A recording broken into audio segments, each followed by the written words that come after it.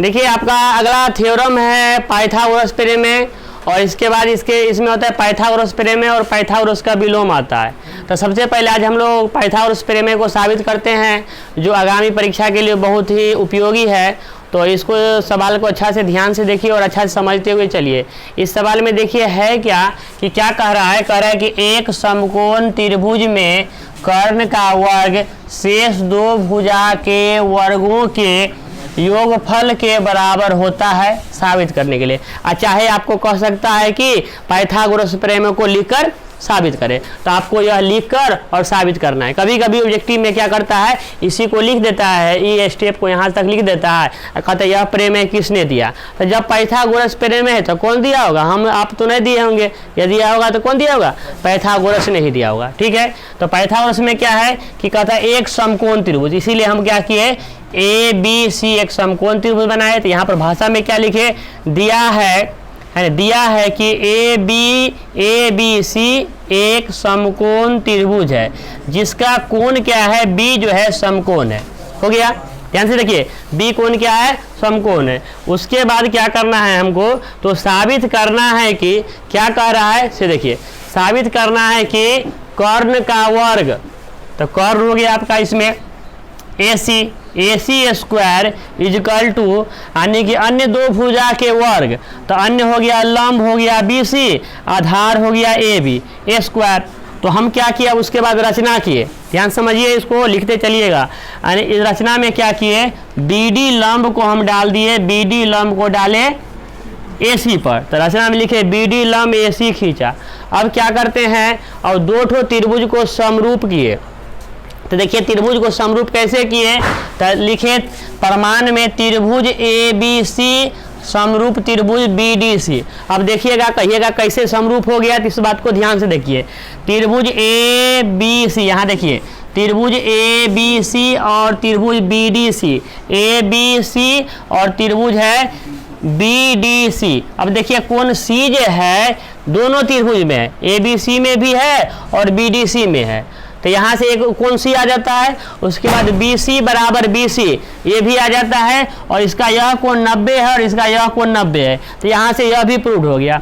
तो मतलब कि दोनों त्रिभुज क्या है, समरूप है, इसलिए हम क्या किए, इसको डायरेक्ट समरूप कर लिए। उसके बाद क्या किए, आप पढ़े हैं कि यानी कि दो त्रिभुज समरूप होती है तो उसकी भुजा क्या होती है, अनुपातिक होती है। तो इसीलिए क्या किए, इस त्रिभुज में क्या किए, त्रिभुज ए बी सी में, तो ए बी सी में जो है हम क्या लिए, त्रिभुज देखिए ए बी सी में यानी कि बी सी बटा ए सी। थोड़ा सा समझने के लिए, आप इसको समझने के लिए समझ लीजिएगा साइन थीटा, है ना, दिमाग में बैठा लीजिए साइन थीटा, है ना, साइन थीटा, तो साइन थीटा बराबर लंब बटा कर्ण, तो लंब हो गया ई और कर्ण हो गया ई। यहाँ से इतना अगर दिमाग में बैठा लीजिएगा, आप जिंदगी में भी पाइथागोरस प्रमेय ना नहीं भूलिएगा।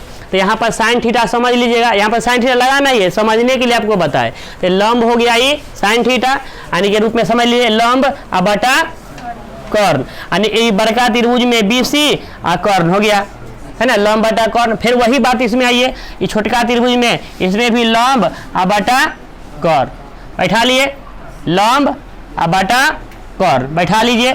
इसके बाद क्या किया, इसको तिरछा गुना कर लिए, तो बी सी गुना बी सी सी डी गुना ए सी, तो सी डी गुना ए सी हो गया। उसके बाद क्या है, बी सी गुना बी सी स्क्वायर हो गया, ये तो सेम रह गया, समीकरण एक मार दिए। ध्यान समझिए और देखते चलिए इसको। उसके बाद फिर क्या किया, डिसलक्का त्रिभुज में सेम उसी तरह चले, है ना, त्रिभुज सेम चले ए बी सी और त्रिभुज ए बी डी में, त्रिभुज ए बी सी और त्रिभुज ए बी डी में। तो इसमें साइन थीटा चले थे, इसमें क्या किए, थोड़ा सा समझने के लिए समझ लिए कोस थीटा चले।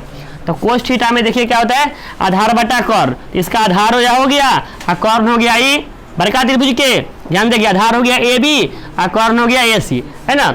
और इसी तरह से इसमें चले, तो समझने के लिए आपको यहाँ पर में फिक्स रहे, आप इसमें नहीं लिखिएगा और हम आपको लिख देते हैं, ध्यान से इसको कहीं कोना में साइड में लिख लीजिएगा कि इसमें पहले वाला में क्या चलना है हमको, पहले वाला में हमको चलना है साइन थीटा, और कॉपी पर आप लिख लीजिएगा कि पहले वाला में साइन थीटा लगा लेना है, दूसरे वाला में कोस थीटा।